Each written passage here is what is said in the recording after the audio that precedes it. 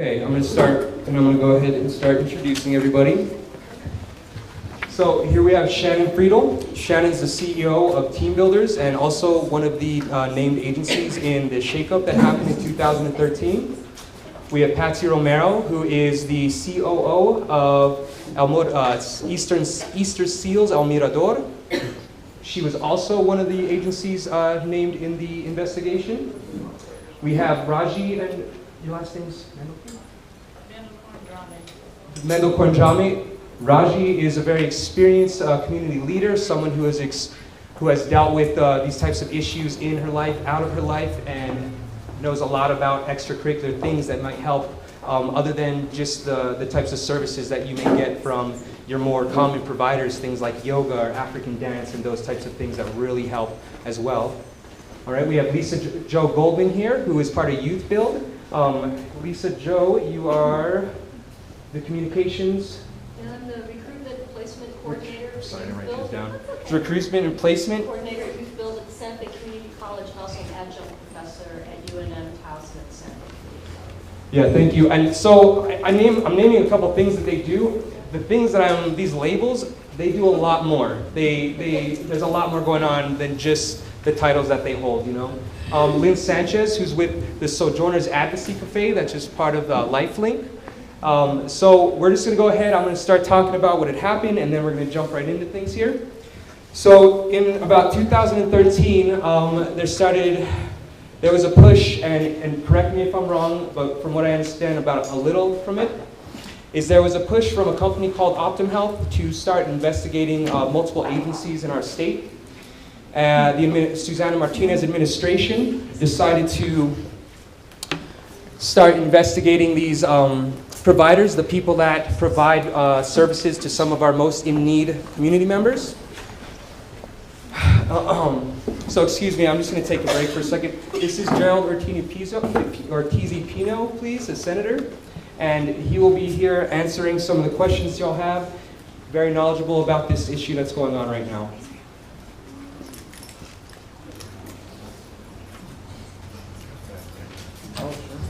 Yeah.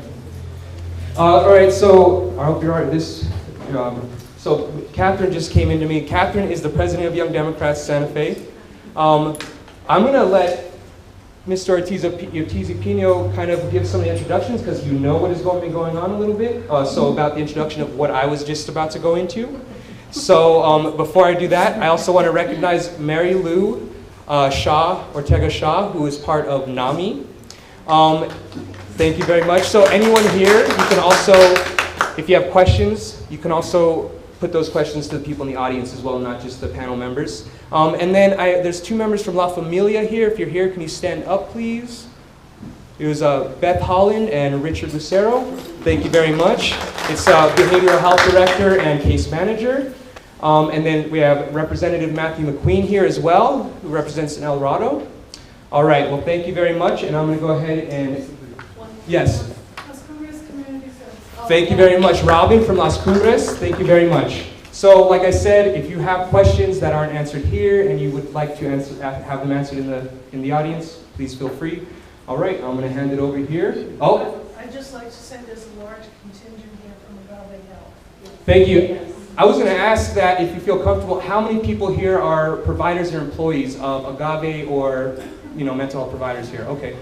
And then how many are not, who are seeking answers or seeking services?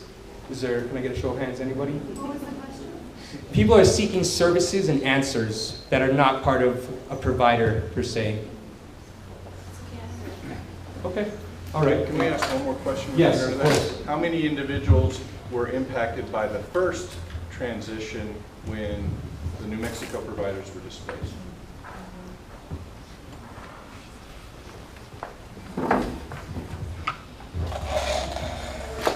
Well, thank you all for coming out tonight. This is a topic that I think we're going to be chewing on for many years to come because it's kind of incomprehensible what went on.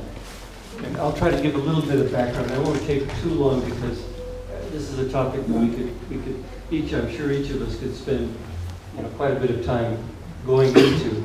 But my perspective is that of a policymaker in the legislature. I chair the Interim Health and Human Services Committee, and I'm the chairman of the Senate Public Affairs Committee, where behavioral health issues are dealt with in the Senate. And so I'm going to approach it from the point of view of what we perceive as having happened, and then I'll let each of the other members give their own perspective on it, and I'm sure you'll have a lot of questions, because we certainly did. In May of 2013, we suddenly were informed that the 15 largest behavioral health providers in the state were all being accused of fraud and would be no longer participating in the Medicaid program. They would not be reimbursed any longer. We were told at a meeting in Albuquerque on July 3rd by the then Secretary of the Human Services Department that Medicaid mandated under the Affordable Care Law that they could no longer provide reimbursement to anybody for whom credible allegations of fraud existed. They were all being referred to the Attorney General for further investigation and prosecution.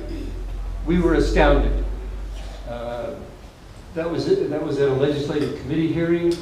I wasn't chairing that committee then. I subsequently became the chair that night. I was waiting to ask some questions. I was so just totally overwhelmed with this information that my good and longtime friends, agencies and agency staff, people like Nancy Archer from Ogares, people like Jose Fritz, Roque Garcia, Patsy, all of these 15 agencies were guilty of fraud was incomprehensible to me. I did not believe it for a second.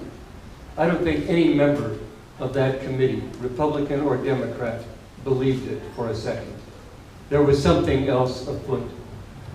We were informed that not only were they suspended, but that the administration had decided that they were going to bring in 5 agencies from another state, from Arizona, to take over their operations.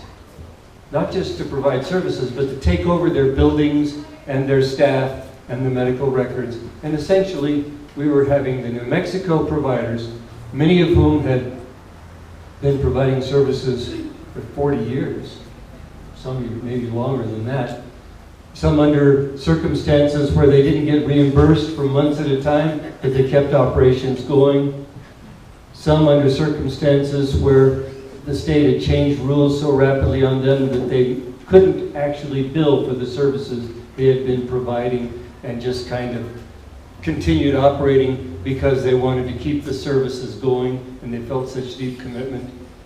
Those were the agencies that were guilty of fraud, and in their place, 5 agencies that we had never heard of before were being brought in and were being paid what we later found out to be in excess of $24 million to assist with this transfer. This is at a time when we had been told there wasn't enough money to continue providing some of the services that we decided we needed in this state, but all of a sudden $24 million was found to bring in these agencies. That's the background against which everything that's happened since then occurred. I'm going to cut my comments short because I get really upset and I could go on at great length about these issues, but you know, of my doctor's advice, I'm going to calm down. But just one point. I think what we found out subsequently is that the scenario that was explained to us was exactly backwards. We were told that Optum Health, which at that point managed the behavioral health system, suddenly decided that they needed to do an extensive audit because they were afraid fraud was being committed.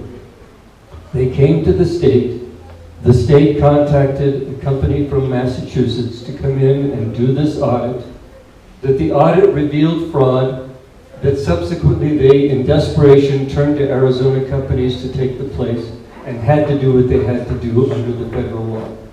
Every piece in that explanation was wrong, was a lie. Let's just call it for what it was.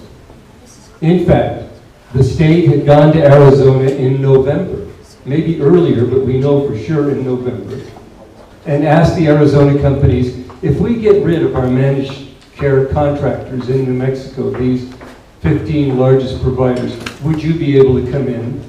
They said, well, yes, we do behavioral health on a managed care system here in Arizona, we could come in.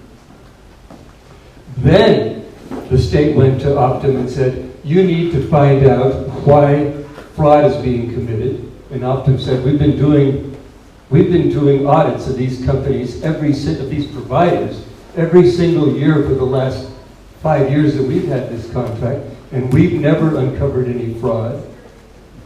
And the state said, we are going to find fraud come hell or high water, and brought in the audit company from Massachusetts, who then did a thorough audit, and we were told that they had found fraud, except that when finally they allowed the audit to go out, it says clearly in there, no evidence of fraud exists. That's the basis upon which the state decided that there were credible allegations of fraud. There were none. The Attorney General, in my opinion, absolutely dropped the ball at that point. Should have stepped up and said, there's no credible allegation of fraud. Keep providing services to these providers. If you're concerned, monitor them like a hawk. We later determined that that would have been possible, permissible under the Affordable Care Act rules. There was no reason to end the existing contracts. And so then the question that remains is, why did this all happen? And I've got theories, other people have expressed theories. We simply don't know and have not been able to find out for sure. But if anybody wants to know theories, I'd be glad to provide it. I'm an old conspiracy theorist from way back. and I can gin up some of the most spectacular theories imaginable. But the harsh reality is we just don't know, because they've not been forthcoming. And even now, when the Attorney General said, no evidence of fraud, dismiss all the charges, forget it, the state is refusing to allow these agencies, the ones that survived, and not many have survived, but those who have survived, to participate, except for the ones that paid the money that the state said they were owed. And even now they'll say, we paid it because we didn't want to lose participating in the Medicaid program, but we sure didn't agree that we had committed fraud. But PMS paid, I think, $3 million or $4 million, and YDI paid a couple $100,000, so they're still players in the game. Everybody else is out of the game, and the state has said, we're not going to let them back in. There is no reason for that to happen.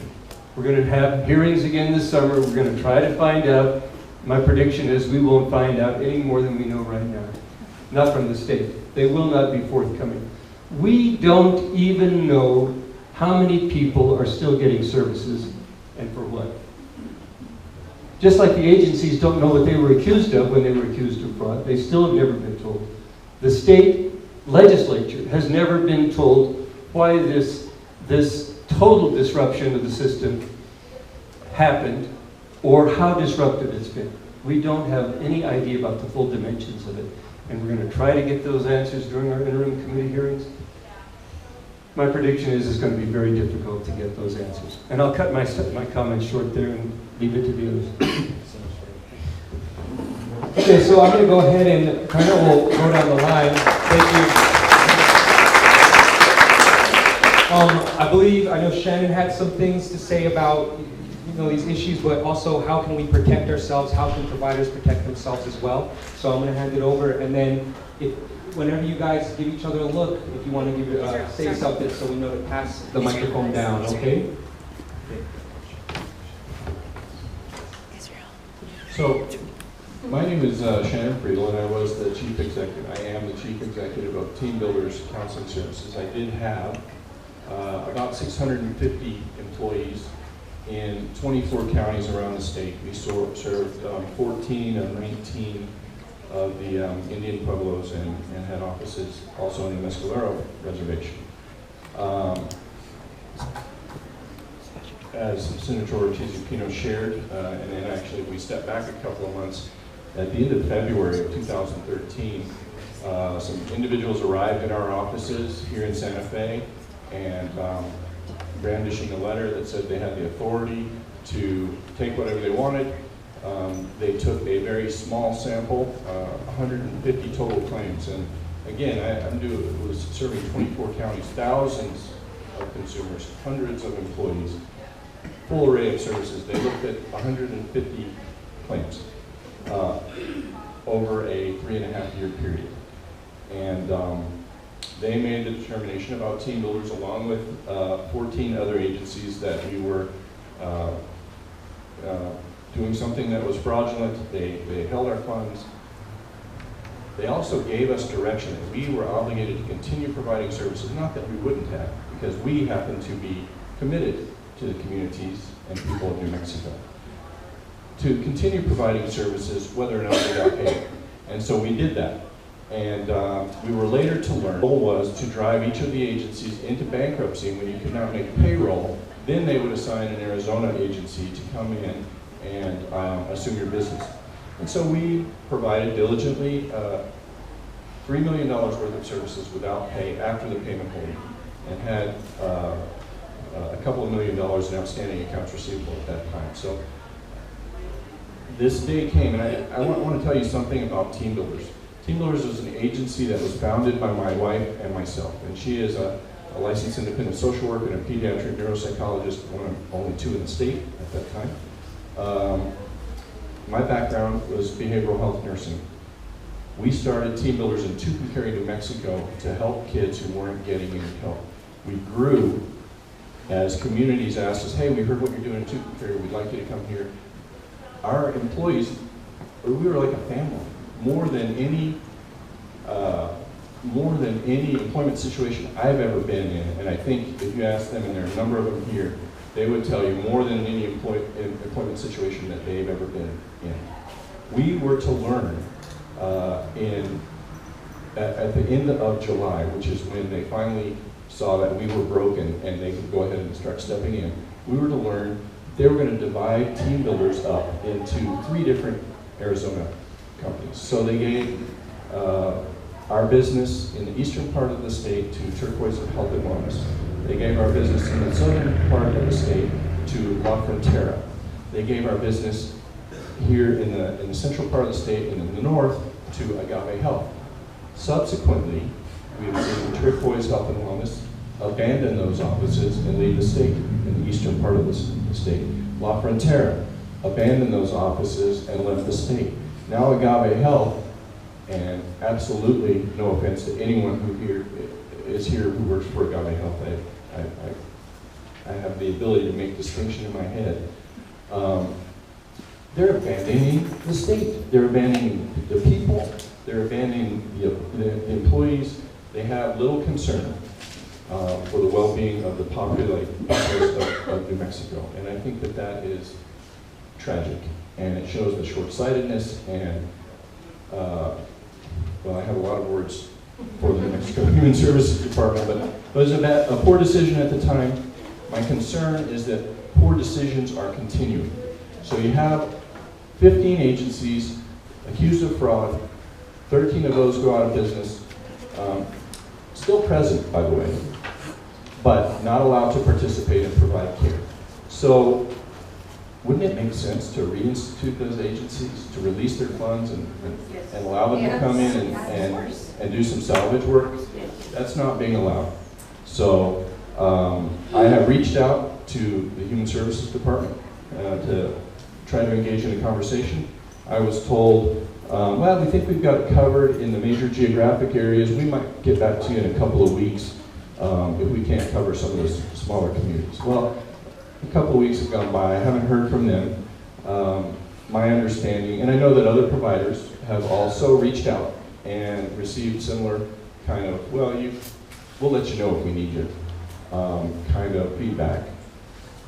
Well, I came to learn yesterday that an RFI, a request for information, has been issued. It's not public. It wasn't posted on the HSD website. It wasn't posted on the collaborative website. Few agencies were notified that it was going to be issued. They were directed that if they wanted a copy of it and wanted to respond, they could let HSD know. And so there is a selection process of some sort going on where they will select who they will allow to come and step in and provide those services. It won't be, to the best of my knowledge, unless something's happening that I haven't heard about, it won't be any of the providers who were providing that care before, who potentially were ready and available. Certainly with the release of their funding, they might be ready and available. And our funding hasn't been released. We haven't been paid since June 21st of 2013. What I wanted to share with all of you who are here, who are consumers, concerned family members, or friends of consumers, or who are employees, is that, and those of you who have been through a transition already, and that's a horrible name, by the way, for this process. You need to take steps now to ensure, if you or someone that you care about is receiving services, to ensure that you get some continuity of care. If you are an employee, you need to take steps now to do your best to prepare yourself so that you don't end up in a situation where you're unemployed. Of the 650 employees that I have, I can tell you that fewer than 200 are still continuing to provide behavioral health as direct service providers. Many of them, and part of Senator Ortiz's conspiracy theory, which I embrace wholeheartedly, is that under Centennial Care, there was a need to create a position called care coordination in the managed care companies, and they needed a ready workforce that was geographically distributed across the state. Interestingly, the impacted providers served 32 out of 33 counties. The only county that went untouched was Lee County. Every other county saw the most significant, or one of the most significant behavioral health providers in their community eliminated. And so, voila, you have a ready workforce of highly qualified individuals experienced in the New Mexico service system. Those individuals who stayed and who have attempted to transition have been doing their best to prop up the New Mexico behavioral health system, and often at their own personal expense, whether that is in stress and anxiety or financially. You know, people are doing their best to carry on. They've had management imposed on them who isn't concerned with their welfare and well-being, who hasn't shown legitimate concern for the welfare and well-being of the consumer.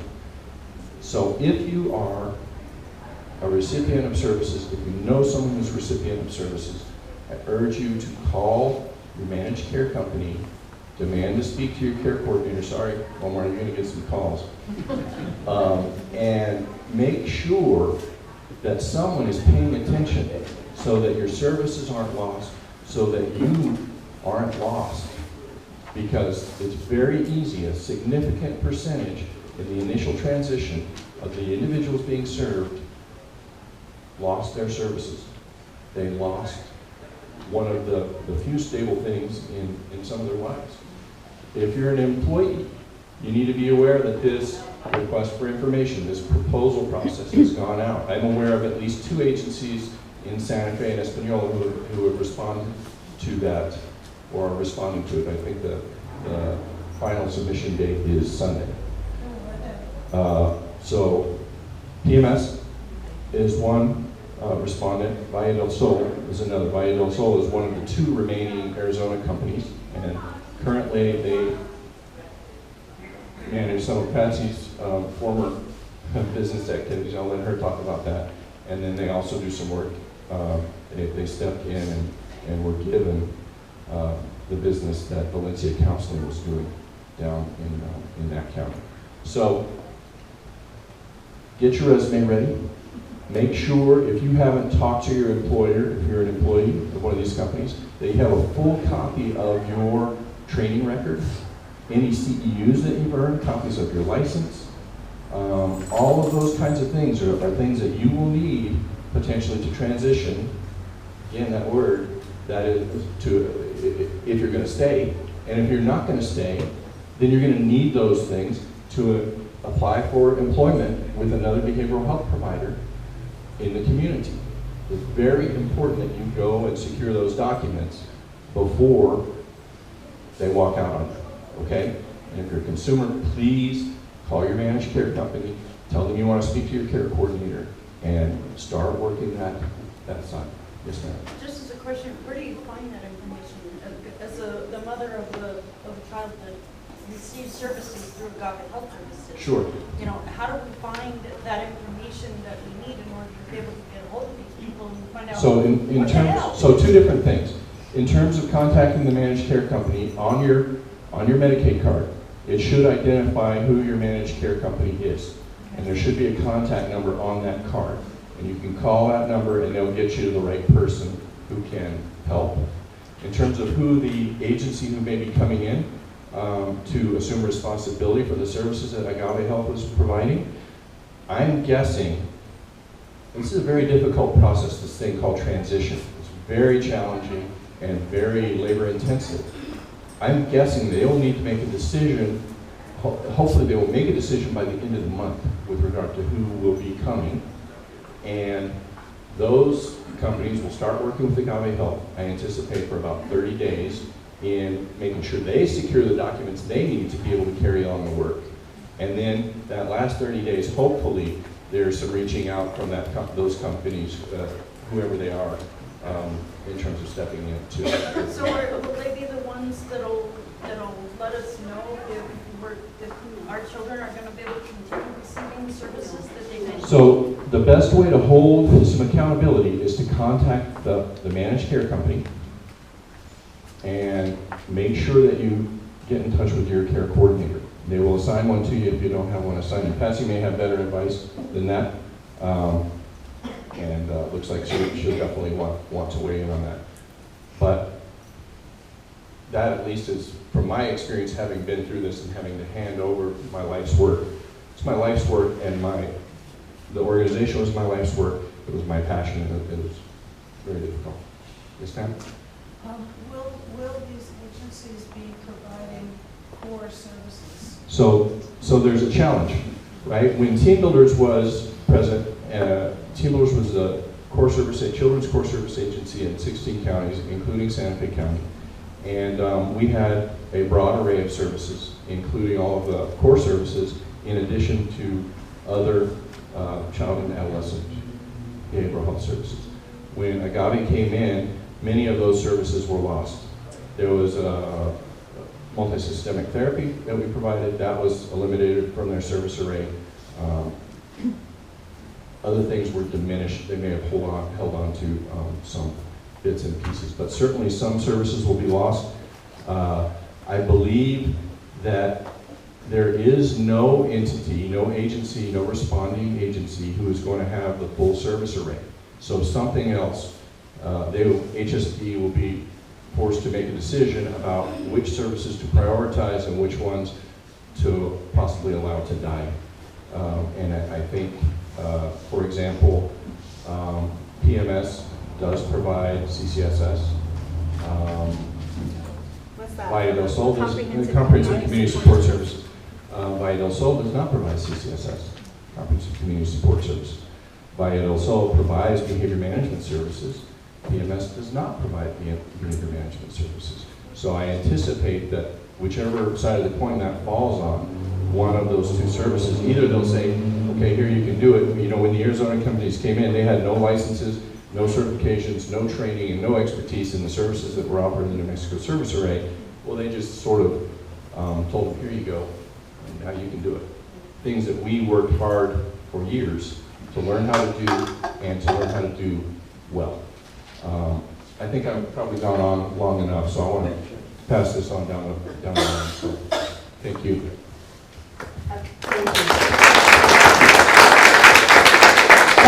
My name is Patsy Romero. I'm the Chief Operations Officer for Easter Seals, and I'm just going to I am not going to go through the history of what Easter Seals was, because I think you've heard enough about it, but some lessons learned I do want to cover, and what I do know about what you can do moving forward.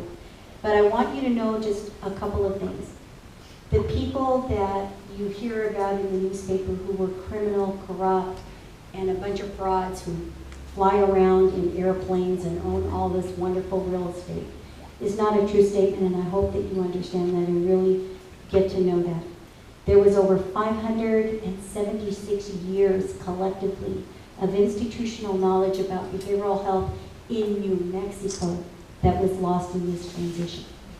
There were 476 years of direct providers in the community that was lost with this transition collectively. These people gave their lives to behavioral health. On a personal note, I've been in the behavioral health business for 27 years. I have a sister that is severely mentally ill, and I've been a member of the National Alliance for Mental Illness for almost 24 years. The work that we have done in this community in the state of New Mexico is our passion, it is our love, it is what we think about every day. We don't do this for the money. There is no money that can be made. There are no millions of dollars that are being made. Arizona made millions of dollars. Having gone through the audit, I'm one of the few providers that has actually gone through the entire audit and seen the detail of the egregious errors that we committed at Easter Seals Almeida Road. There were 7 failed claims worth $691.22. Now, if you think that our group of employees, and we certainly weren't as big as Team Builders, but our employees were from the community, they were from Española, they were from Taos, they were from Raton. These people live there. This is their family. I recruited all of these people. I had 8 licensed independent clinicians working for me at the time of this dismantling. There's not even one who's working with Valle del Sol or any of the Arizona companies. Many of them ran away. They didn't want to do business in the state. We lost wonderful people that are part of our capacity to do business in New Mexico. We lost it to sit there and look at this audit and find that the worst error you made is because your employee forgot to put time in, time out on a piece of paper. And having spent close to $300,000 in legal fees, and I'm sorry if I get a little choked up, it's very passionate, and still trying to find justice and trying to figure out why would you do this is unconscionable, and you should be incensed. Now, we know, because we have the evidence, that Elizabeth Martin with Optum Health orchestrated this entire debacle. And it's all, I'm telling you, everything that's true. So when everybody says, why did they orchestrated this debacle? To make Susana Martinez look like she was the strongest leader in weeding out waste, fraud, and abuse, and boy, let's just get rid of that Obamacare and blame it all on President Obama. At the end of the day, that's where they went. And that was the purpose of this. And Optum Health was going to make millions of dollars on their program integrity unit that I can tell you, and many of you have lived through this who have worked for Team Builders, Agave, Easter Seals, they couldn't even pay a claim correctly, and they're selling a program integrity audit that said we were all criminals and frauds. Absolutely a lie. And about it. So what do we do now? So Easter Seals is still going to court. We had to go to court to get a fair hearing. It is your right as a contractor to get a fair hearing when you're in dispute, all of you. If you're a provider, I don't care if you're a private practitioner, you're doing your business, you have that right in the state of New Mexico, based on regulatory laws that we have in New Mexico, to have a fair hearing, to be able to appeal a dispute of if there's a question about what you've done wrong. Of course, if they don't tell you what you've done wrong, then you're really messed up. And I think we lived in Russia or something through all of this. That's why Senator Ortiz-Pino was so angry. But we have that right. And all of you have that right. You have a right as an individual with mental illness, substance abuse, or you have a child with special needs. In the state of New Mexico, you have the right to treatment. You have that right. And we have been silent in all this, and we have, as taxpayers, we sit here and we say, oh, well, okay, maybe we'll fight it. And we go crying to the legislators. Poor things, they're so tired of hearing us. We have to stand up. We have to be courageous enough to say, I don't care if I'm going to be retaliated against Jay McCluskey or Keith Gardner or whoever is up there. I have to fight for the right to have this care given to us in New Mexico. I have a right to make sure that my taxpayer dollars are not abused, as they were in what we experienced in the state of New Mexico. And I am personally tired of just watching it and being silent. And I have not been silent, I've been vocal. But as a member of the National Alliance on Mental Illness, I can tell you what I've learned.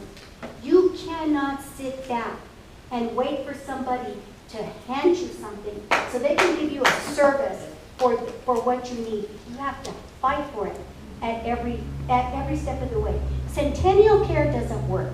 I'm sorry. You can go to your care manager. They're wonderful people. I love them. I have a lot of my employees being care managers. They have really no authority. They can't go out and provide the service. They can go out and assess. They can try to go out and get you engaged in treatment. But I can tell you, we held team builders to the fire. They were a core service agency. Pull out the regulations. They're on the web. Senator Ortiz-Pino, the legislature, was promised by this administration that Centennial Care was going to be the answer to all of behavioral health care, all of health care and access to health care. You can't even get an appointment for 60, 90 days with any provider in the state of New Mexico because they don't have the capacity. Because the capacity was drained by Centennial Care. That was a program that was brought to us by outsiders. People from Missouri, people from Michigan, Wayne Lindstrom, all these people are from all over the country trying to come here to New Mexico to tell us how we're supposed to take care of our people, and they don't have a clue. I can tell you that. They don't know what it's like to live in Española. They don't know what it's like to be in Raton trying to figure it out. You do. We do. And that's what's been given down our throats over and over again, told to the legislature, Centennial Care is going to be the answer. They're going to be able to take care of us. They're going to give you access. Those poor care managers can't even get a provider to take care of the people that they've got to take care of. They can't. They absolutely can't. And this happens in the southern part of the state and the northern. My care managers that worked for me before are telling you all the time, we can't even get an appointment. We can't get them to the right people. So I'm just here to tell you we've got lots of lessons learned. But I hope that I'm encouraging you to fight for what we need to fight for, because I can tell you, yes, you can go just like Shannon told you, call your care manager. I can tell you it's going to be difficult for you to do that. They're going to try to get you in, but it's going to be difficult. Did you have a question? Is there any lawsuit like malpractice or fiduciary something, you know, that we could unite? Because one by one, we're not that powerful, but if we united like a class action suit, fiduciary malpractice. I think that's a good idea. I can tell you the New Mexico providers, I think that's a good idea. I know Israel's going to talk about that. I was just going to say, can we come back to that? Because that was going to Yes. be kind of one of the questions Yes. related to one of them. And then I'm going to stop, but I do want to tell you that the New Mexico behavioral health providers, 10 of us, do have civil rights lawsuits filed against Health and Human Services Division. Easter Seals is going to court on May the 4th. You can look in the newspaper to see. We have all appealed the fair hearing decisions to get extrapolation out. We think that it's not the right approach to determining how much people are owed. And just one last thing, when you hear the term overbilling, it's a terrible sounding word. It sounds like we were sitting there billing anything that we could to try to get some money. We were serving people with illnesses. The overbilling, I can tell you, at least for Easter Seals, was nothing more than what I just explained to you, and I will be happy to make all of that public. Somebody forgot to dot an I or cross a T. It's called human error, and it happens in the normal course of doing business. And our error rate at Easter Seals was less than 2%. And when you compute it overall of all the providers, the error rate that everybody found doesn't even compute to 1% in New Mexico. And we should be incensed. And so thank you so much for listening to us. And you had a question. I'm not sure if you're the right one, but you're so great, I'm going to ask you. One of the things that causes a big gap is that LPCCs are not eligible for Medicare.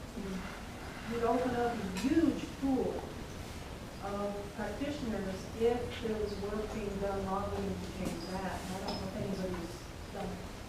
I'm not sure, I do think you have a lobbyist that works for you, but I absolutely agree with you, and I think you've got to get those lobbyists out there to lobby for that. We're a unique state, right? We don't have a lot of capacity. We don't have a lot of nurses. We don't have a lot of doctors. Therefore, we have to use all of the resources and the professional people that we have in all areas of the professional capacity to be able to serve our most vulnerable. I'll stop because I'm talking too much. Go ahead, John. I'm not sure that Patsy used the word extrapolation, and I'm not sure that that's clear what that means. Oh, yeah. They found, what did you say, $300 or $600 $600 in mistaken billings, things omitted or documents not signed properly, whatever. They then applied a formula to that. And they said, well, look, we looked at 150 cases and found $600 in there. That means you owe us $3 million. Well, right now they're asking, well, we're one of the lower ones.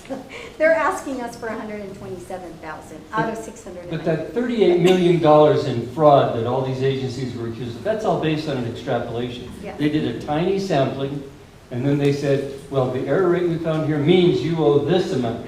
And in other states, that's actually been thrown out the window. There's no basis for doing that. But that's what the argument in the court now is going to hinge on largely. This totally fabricated way of expressing the extent of the problem. It has no basis in reality. I have a question. Go ahead. So how were this, I mean, there's lies, damn lies, and statistics, right? So how were the samples collected? I mean, because you could totally pick and choose which samples you were making and then extrapolate and then have a model that's totally, They claim Right, they're false, right? so the extrapolation actually has already been disproved. And again, we've one by one, these agencies are being seen. Patsy's agency was cleared some time ago, 2 years Twice, ago. yeah, twice. And my agency was cleared April 5th. 3 years I waited, and nobody called me. I didn't talk to anybody or anything. So the reason, But the extrapolation, so first off, a random sample should be a random sample by service code, right? Not a random sample of the entire claims universe. Then the extrapolation is very complex. If you've got a unit-based service, such as comprehensive community support or behavior management, I'm going to get way too deep into this. Those things are based on 15-minute units. So one encounter could be a 12-unit intake process, or it could be a 2-unit brief check-in. So there needs to be consideration of that. One of the things that's been revealed is that the extrapolations weren't actually conducted by a public consulting group. The extrapolations were done by Larry Hayek, an HSD attorney. Oh. And on the witness stand, he was asked, what is your experience with statistics? And he said, I have had one introductory course in college. So the reason I'm asking this is because if you can show intent, that is a nice basis of a lawsuit. And if you can show that they purposefully manipulate, so there's a guy, his name is Snow, he's at University of Pennsylvania, and what he does is he finds liars, statistical liars. So he finds people who, had to have made up the data or picked and choose, that had to be an actual decision made in order to get the results that they're getting. And Sure. That in fact is what happened, and that's sort of the road that we're now running down. We've just had to wait 3 years to have an opportunity to do it, and 3 years is a bit late. So the extrapolations have zero chance. The extrapolation experts that have been involved in the agencies that have been through fair hearing and some of the due process, which is, and the fair hearing itself is not a due process. The hearing officer is an agent of HSD. And so it really is a kangaroo court. It's perfunctory. We've got to get through that so we can go to what's called judicial review board, where we have an actual judge who will listen to some things. And then the federal lawsuit is a whole nother thing. But it's a travesty. None of this had to happen.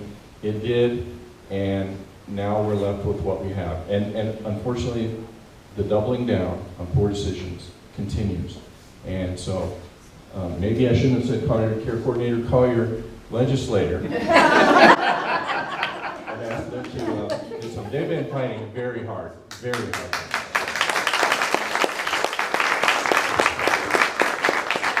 Cool, so I wanted to let the rest of the panel here, if you all can please kind of talk about how this has affected the things that you do as far as mental health goes and giving services, and how you feel your organization specifically can help move on. And then I know a couple of you had some other things you wanted to say, shoot in whenever you have that chance. So go ahead, Raji. Hi, I'm Raji. I don't really have much to say about this whole debacle and funding for mental health care in New Mexico, but I do have a lot to say about mental health and how we can be supportive to people who have illness. So maybe just to start off with, can I get a show of hands, anybody in the room with a diagnosis, mental illness? Thank you. All right, thank you. You all are very brave to raise your hands. It's about us. It's not about them. It's about us. And, there's a whole spectrum of mental illness. But I believe that a huge part of what causes it is lack of community and lack of community support. So maybe just to give myself a little bit of credit here.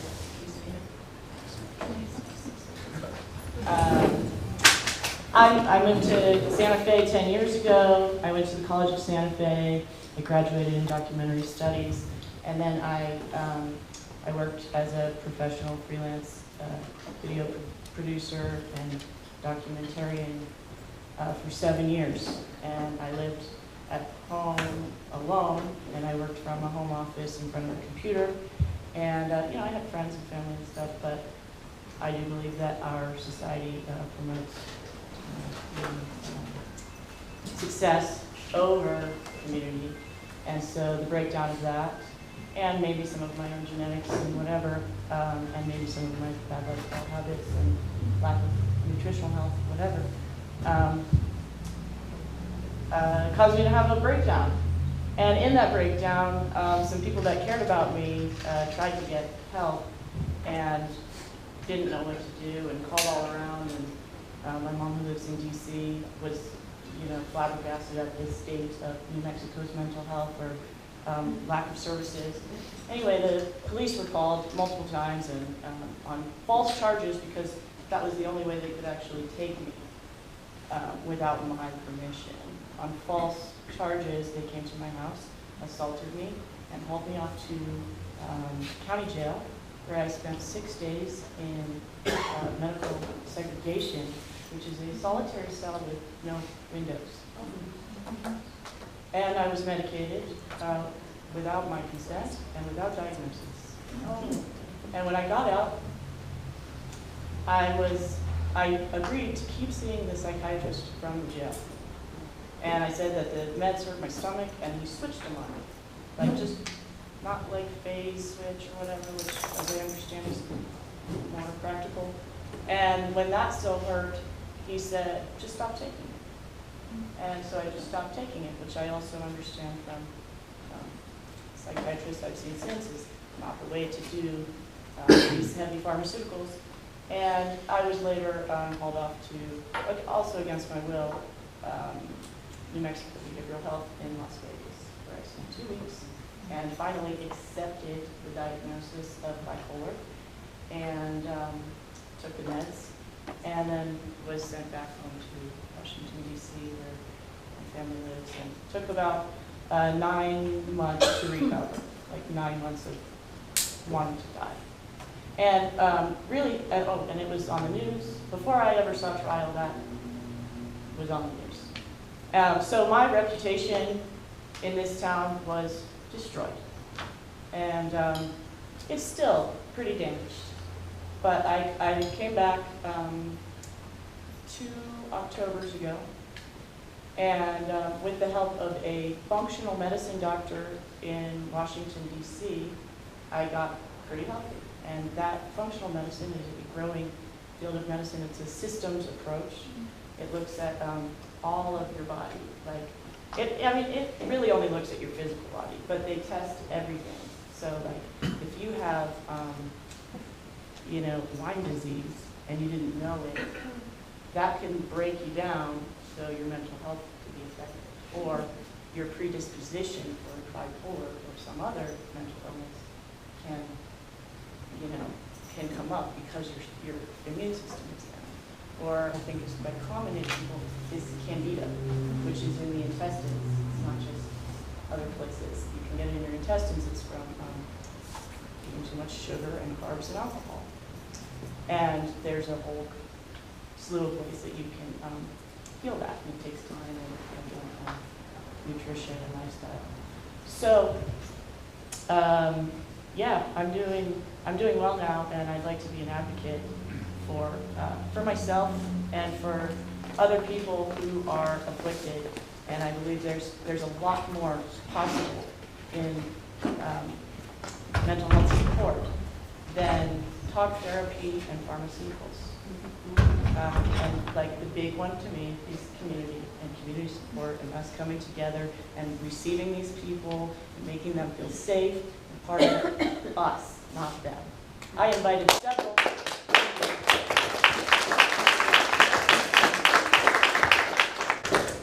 several of my friends who are mentally ill, and they didn't want to come because they're not comfortable. Even though this is a room full of people who care, who are conscious, Yeah. Do you feel like you have the care you need now? I mean, I'm wondering, because it sounds like you had to go to DC to get care, and I'm wondering. I've gotten myself healthy, and I continue to, that's like a line I will walk for the rest of my life, is taking care of my own health. But that's something we all have to do, like what you choose to indulge in, or, if you choose to exercise, or eat well, or sleep, or get caught up in an argument with somebody and let it throw you off your center. It's like my situation is not so different than any person's really. But yeah, my health is very, very important to me now, more than it should have been back then. When I was pursuing the dream of success, like professional success. I feel like there was something else I wanted to say, but there's a question. Would you say disruption that occurred to these agencies that have been so long-standing here, put your health and the health of people that you know at great jeopardy? I don't know. I wasn't receiving mental health services back then, so I honestly don't know. But it sounds like a scandal. It sounds pretty terrible. But looking forward, I'd like to see more modalities included in mental health care. And for me, I teach yoga. I grew up in a yoga community. I've done yoga all my life, and maybe I fell off it for a time, but I'm back on it. That's important to me, but it's not the right thing for everybody. There's other things. But coming together as people in like safe, healthy groups, that's a really big one. Thank you, Raji. Thank you very much.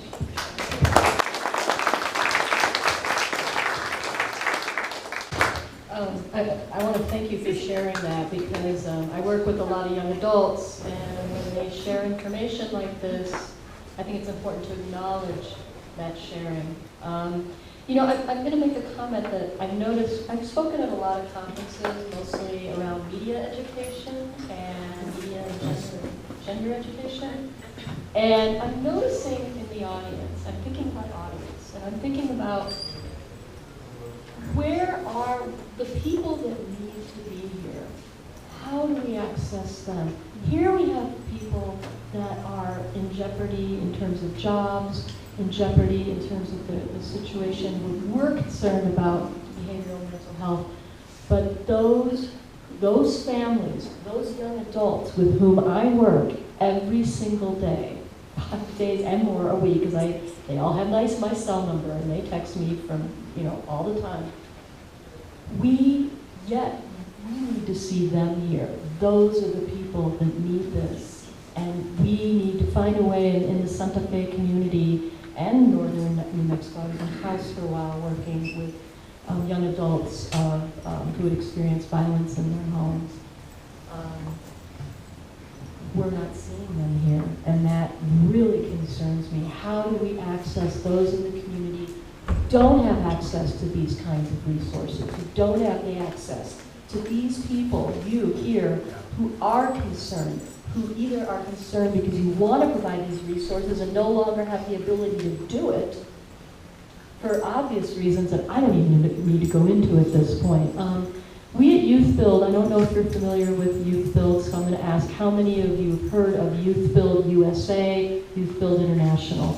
Oh, that's wonderful. So I'd like to know from you first, because I like to listen. What do you know about what Youth Build provides young adults, hint, ages 16 to 24? What are some of the services? Because I also want to look at ways that we can create positive outcomes. What are the services that can be provided in this community? Because I also see this as a microcosm of what is happening on a larger scale nationally and beyond. This here is a microcosm right here of what the state of the attitude toward behavioral and mental health is. And that needs to change. We need to look at this as a barometer of how society is struggling with looking at, the culture around this. Yes? You were going to say? Oh, I was going to answer your question about Please do. So my understanding that Youth Build tries to essentially break the school to prison pipeline, or at least the young adult to prison lifetime. That's one part of it, absolutely. Trying to provide support systems for students who may have experienced violence and therefore are acting out violently themselves, but it just seems like the way we are providing mental health care in this state, a lot of it is in prisons and not very good, but that's how we've decided to solve behavior we don't like. And part of, we as a staff member of Youth Build, I'm the recruitment and placement coordinator, but of course that's just one hat that you wear when you're working with young at-risk adults, or what we call opportunity adults, ages 16 to 24. So as recruitment placement coordinator, I also wear a hat as confidant, counselor, parent, social worker, friend, but establishing borders around that. I am not a behavioral health professional, but I have worked with at-risk youth since 1989 in Milwaukee, Wisconsin, Minneapolis, and here for 16 years. One of the things that Youth Build does, part of what we do is we provide young adults aged 16 to 24, many of whom have JPOs, and we work very closely with the JPOs here, and God bless them. And we also work with POs here. And we also work with youth shelters very closely, very closely. I am in deep connection with those providers through youth shelters, as well as those at communities and schools, at Capitol High School and at Santa Fe High, and I'm now reaching out to ATC. But one of the things we do, so 16 to 24-year-olds who have left high school for various reasons. I have a master's degree in special education, gifted and twice exceptional learners. So when I was in the public schools, I worked with the highly gifted, but they also said, we want you to work with those who are receiving services for OHI, emotional disturbance, etc., because they knew the kids could connect with me. I saw things that all of you have seen, that I don't even want to repeat here, because it was horrifying to watch young adults who could not be provided just basic care at the high schools, where we had people who did not know how to provide. We had security who did not know how to follow protocol. So that these young adults who were having psychic breaks one of my students on my caseload was jumped on by a security guard. Had the security guard had known anything about this young woman, her IEP, her reevaluation, her background, they would have known she was tactile sensitive, hypervigilant, and had been sexually abused by men. And here are 2 or 3 men jumping on this young woman. So the thing about Youth Build is we provide a wraparound program for 18 months, where the first 9 months they work toward achieving their high school diploma, either their GED or what's called the HiSET. Won't go into the details of that. You can ask me. I have information later. But we give them 9 months of academics in a wraparound program where they work toward their GED. They're also, what's neat about our program is we have on staff a licensed therapist and case manager who is outstanding. She is overworked. She's exhausted. She also has her own private practice. But these young adults have someone right there at Santa Fe Community College in this program with whom they can go to when things are happening in their homes that may be beyond their control and even beyond, and certainly beyond our own control. Part of the other time, they are out in the community and they learn how to build a home for a low-income family, ironically. In Santa Fe, New Mexico, they receive certification for OSHA, for PACT, which is the Pre-Apprentice Construction certification.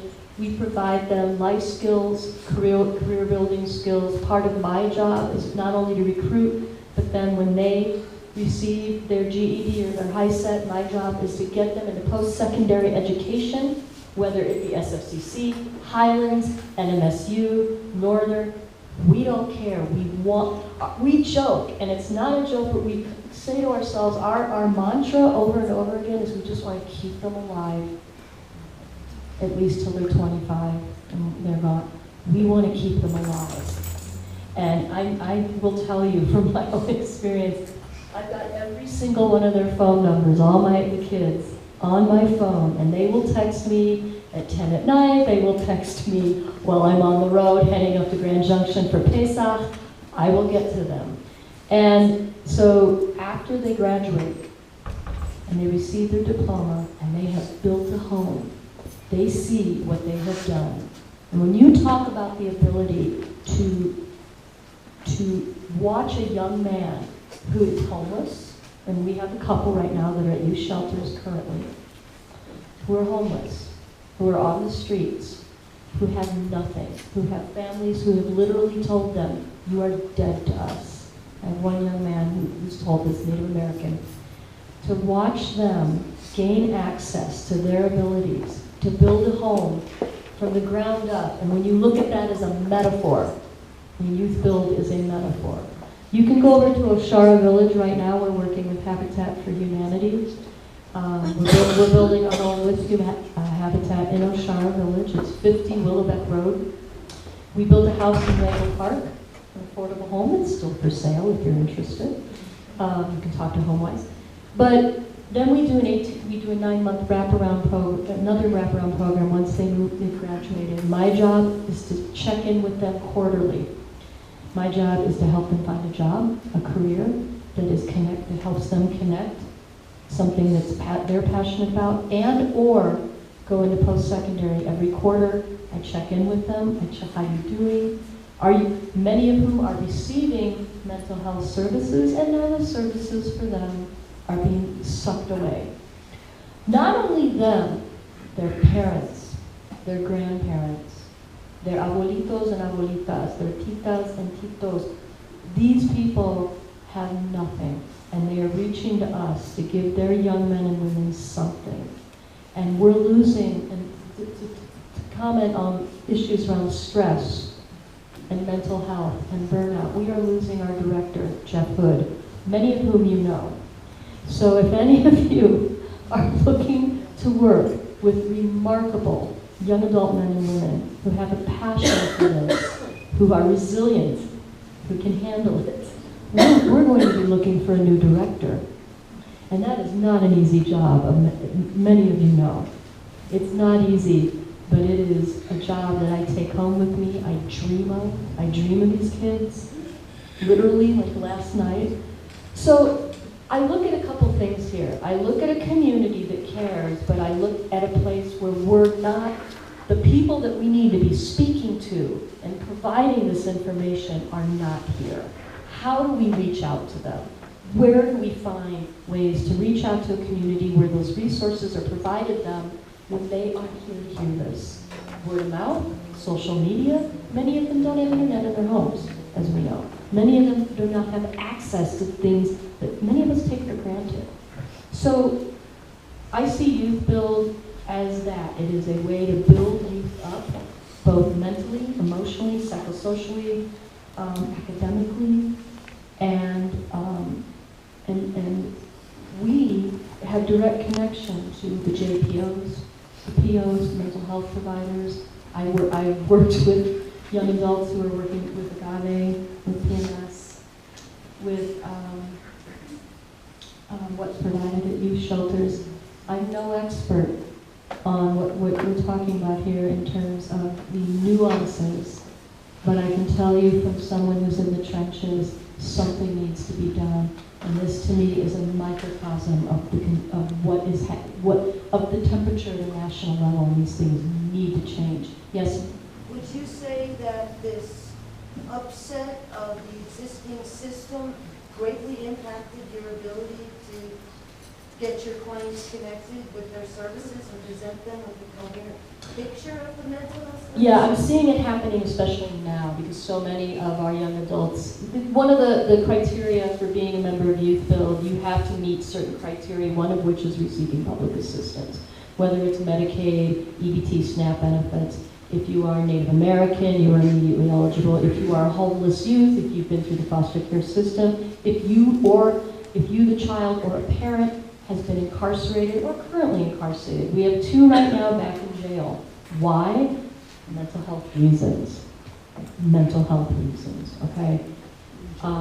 So we are seeing kids in our program disappearing because they aren't getting the services they need to help them succeed, and they are back in jail. These are 16-year-olds. Because this young man, confidential, this young man had been caught stealing again, so he could score some H, so he could tie one off. So this is what we're dealing with because they don't have the access, because they don't have connections, resources to the people like you who care. It's not there for them. How do we get them here in this room? And part of it, again, is the stigma attached to it as well. There was some other question or comment? Yeah. Yeah, question. I'm wondering, speaking back to, I think it's pretty clear that we're in a state of crisis for the mental health services. And I'm wondering if we can sort of name what was already discussed to really, what can be done? Mm-hmm. Like going forward, what can we do from a legislative perspective if HSD is just blowing off the providers who are saying, we can come back and help. What can be done? Is there any recourse? Do we have any recourse here? Yeah, I definitely want to get the last 2 comments in from our panelists here, and then we'll cover that as well. And he said he wants to answer some of that. When it's my turn. Excellent.